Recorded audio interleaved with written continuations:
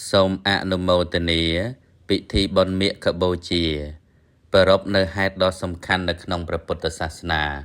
ក្នុងនោះព្រះសម្មាសម្ពុទ្ធបានទ្រង់ត្រាស់ប្រកាសសម្ដែងនៅឱវាទបាតិម៉ោក្ខដែលជាធម្មនុញ្ញនៃព្រះពុទ្ធសាសនាជាគោលការណ៍និងខ្លឹមសារអប់រំនៃព្រះធម៌របស់ព្រះសម្មាសម្ពុទ្ធឬហៅថាជាបេះដូងនៃព្រះធម៌ទាំងអស់មាន11ចំណុចដូចតទៅ 1. សព្បបាបស្សៈអករណੰការមិនធ្វើបាបទាំងពួង 2. កុសលសោបសម្បទាការញ៉ាំងកុសលឲ្យកើតឡើង 3. សច្ចិត្តបរិយោទៈបណ្ណੰ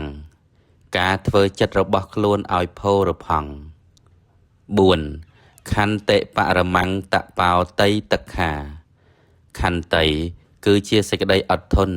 ជាតបធម៌ដ៏ឧត្តម 5. និព្វានੰបរមੰវទន្តិពុទ្ធាព្រះពុទ្ធទាំងឡាយតែងពោលថាព្រះនិព្វានជាធម្មជាតិដ៏ឧត្តម 6. នហិបព្បជិតោបរូបខេតីអ្នកសមណោហោតិបរាំងវិហេថយន្តោបុគ្គលសម្លាប់សត្វដតីមិនឈ្មោះថាជាបព្បជិតទេបុគ្គលដែលបៀតបៀនសត្វដតីមិនឈ្មោះថាជាសមណៈទេ 7. អនុបវាទោការមិនតេះដៀល